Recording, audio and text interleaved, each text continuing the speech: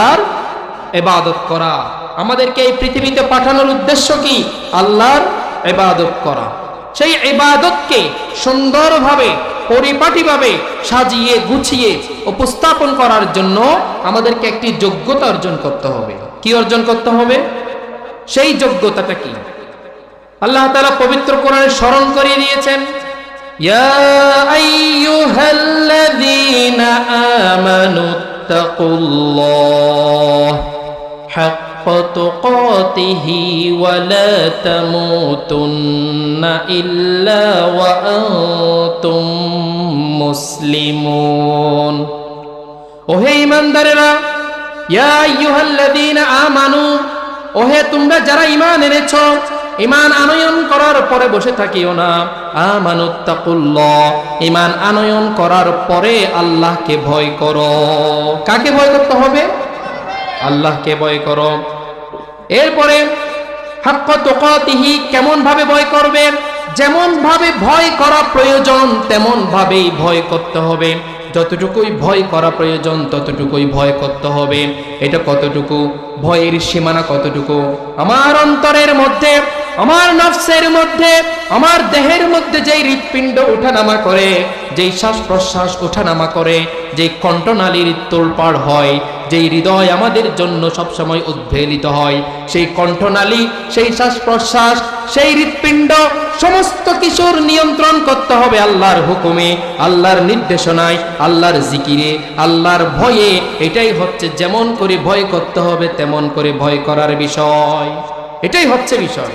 আমরা অনেক সময় মনে করি লম্বা জুব্বা, লম্বা পাগড়ি এবং লম্বা দাড়ি, হাতে তাসবিহ সারা, তাসবির দানা, এগুলো জপলেই মনে করে কি মুত্তাকি।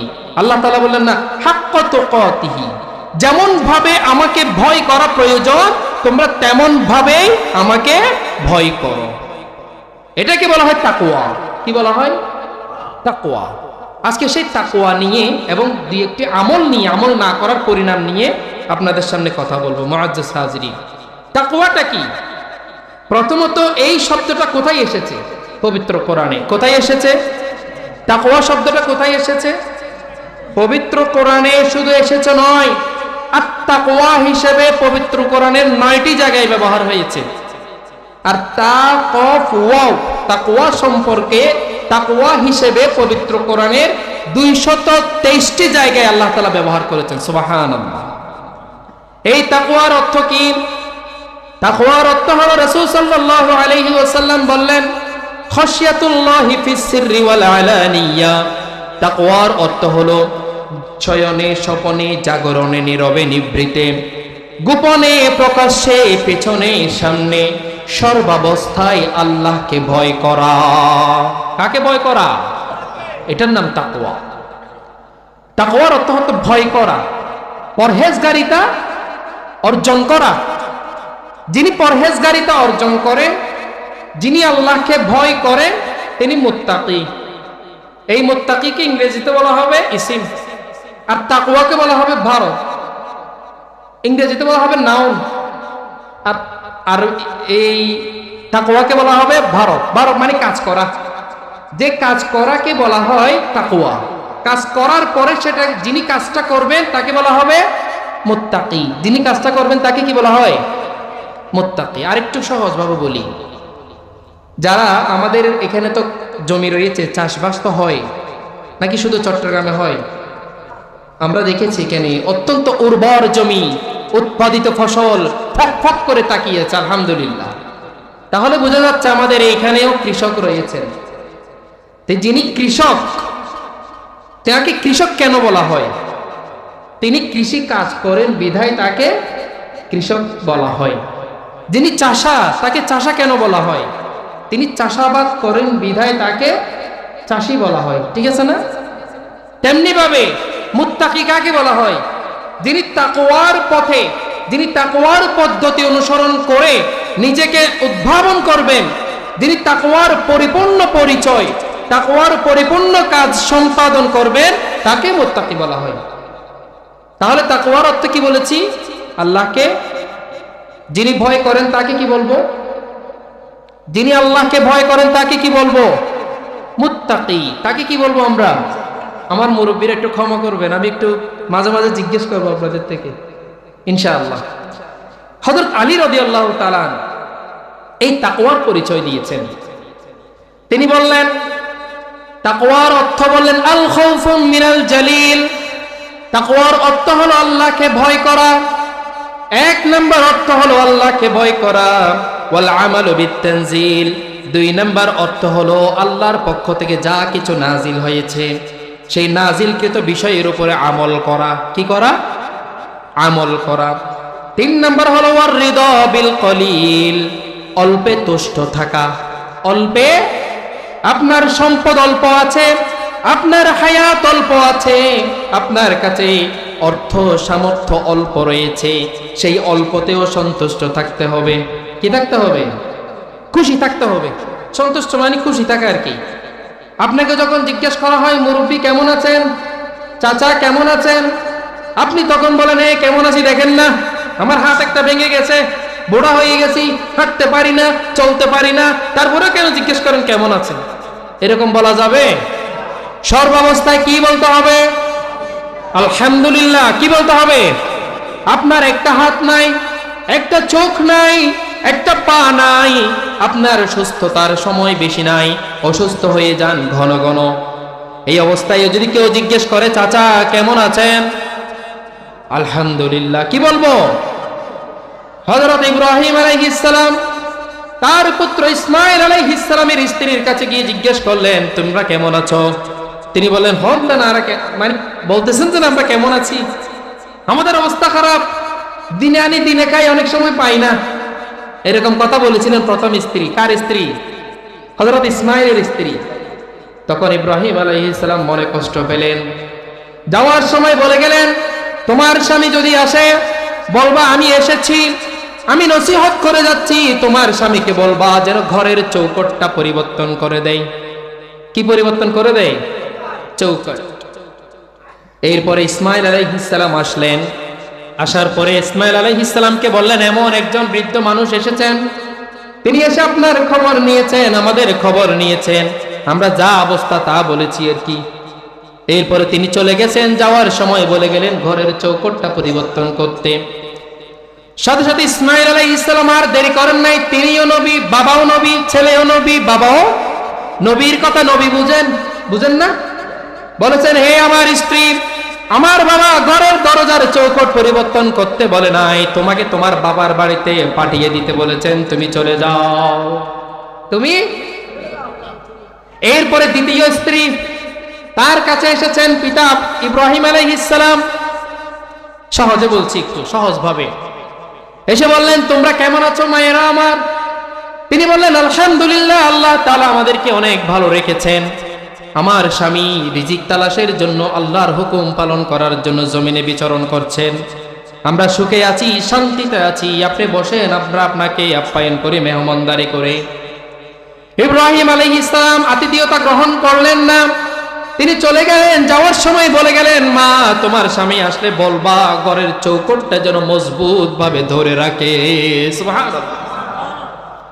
যেই কথা স্বামী আসলেন, আসার পরে জিজ্ঞেস করলেন কেউ আসছে নাকি?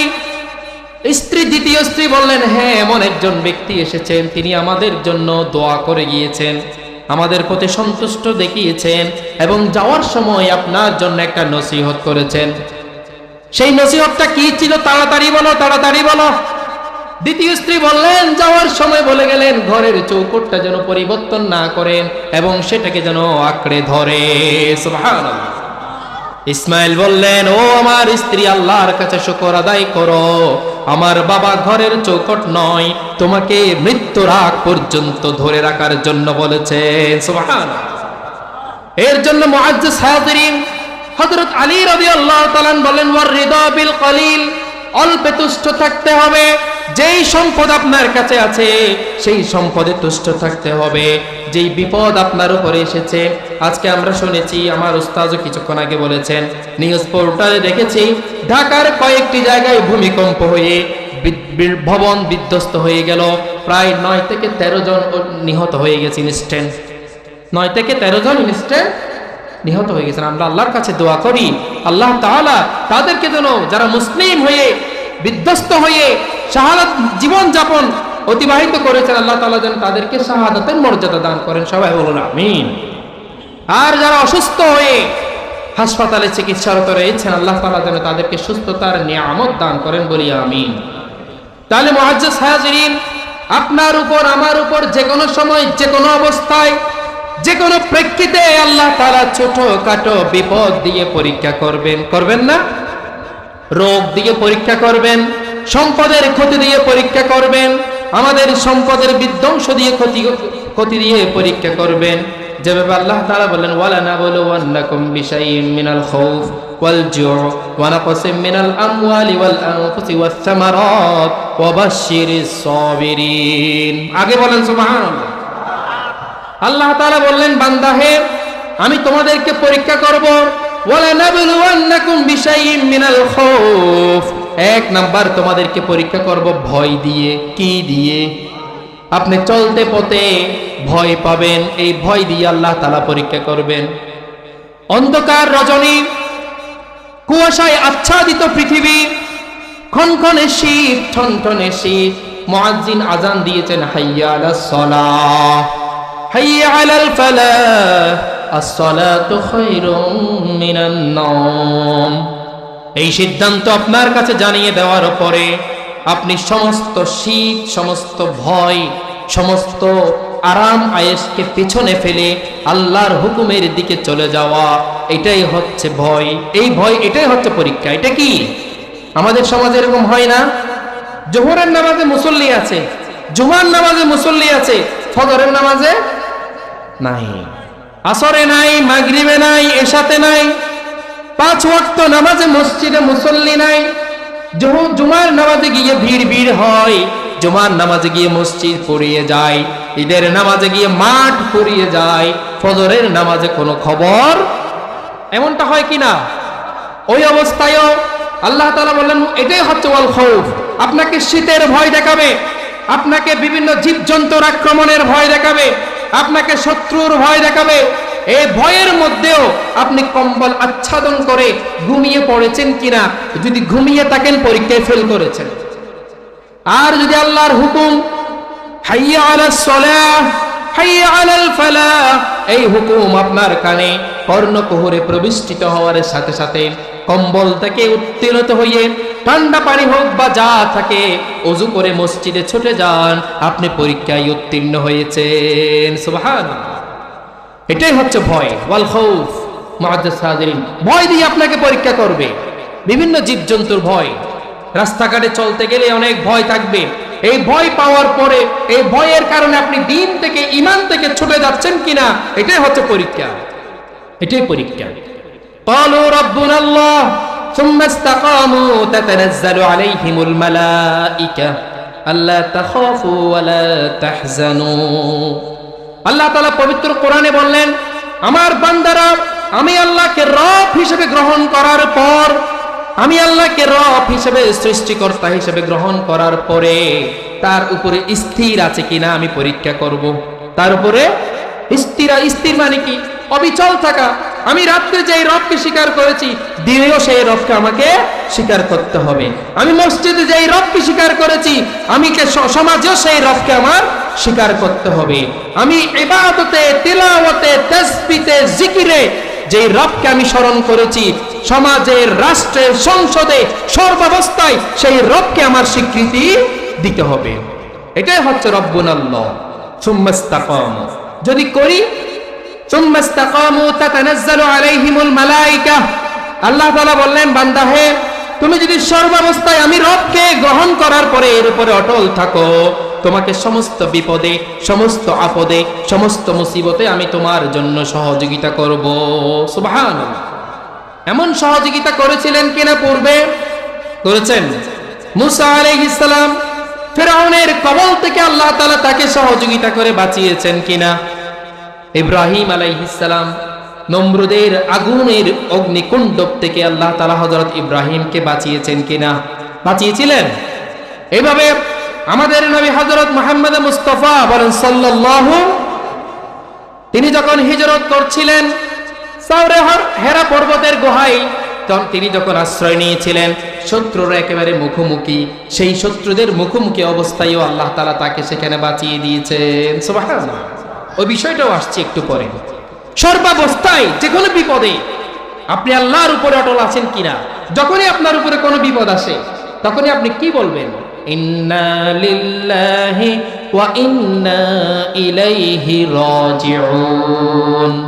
এই বিপদ এসেছে আল্লাহর পক্ষ থেকে, আবার আল্লাহ তাআলা চাইলে এই বিপদ তিনি তুলে নিতে পারেন। পারেন না? ঢাকা শহরে যেই ভূমিকম্প হয়েছে, সেই ভূমিকম্প চাইলে আপনার এই ডামুড্ডাতে হতে পারতেন না, এই ধান কাটিয়ায় হতে পারতেন না। আল্লাহ তাআলা কি সেটা করেছেন? করেন নাই। এর জন্য সর্বাবস্থায় অটল থাকতে হবে আল্লাহর উপরে। ওয়াল খাউফু মিনাল জালিল ওয়ার রিদা বিল কলিল, অল্পে তুষ্ট থাকতে হবে। এরপরে তাকওয়ার আরেক পরিচয় দিয়েছেন, ওয়াল ইস্তিআদাদু লিয়াউমির রাহিল, বিদায়ের জন্য প্রস্তুতি গ্রহণ করতে হবে। কিসের জন্য? বিদায়ের জন্য। আমি সেই সুদূর চট্টগ্রাম থেকে এসেছি, আসার সাথে সাথে আমি বিদায়ের জন্য প্রস্তুতি গ্রহণ করেছি। আমি আমার মোহতারামকে বলেছি আমাকে একটু তাড়াতাড়ি ছেড়ে দিতে পারলে ভালো হয়। 9টায় আমাকে সিঁড়িও দেওয়া হয়েছে, যথাসময় আলহামদুলিল্লাহ আমার কাছে তুলে দেওয়া হয়েছে। এটা হচ্ছে বিদায়ের প্রস্তুতি। এখান থেকে শেষ করে আমি আবার এই শরীয়তপুর থেকে বিদায় নিয়ে চলে যাব কোথায়? আমার চট্টগ্রামে। তেমনি ভাবে মুআজ্জিজ হাজিরিন, আমাদেরকে সৃষ্টি করা হয়েছে, আমাদের স্থান নির্ধারণ করা হয়েছে জান্নাতে। কোথায়?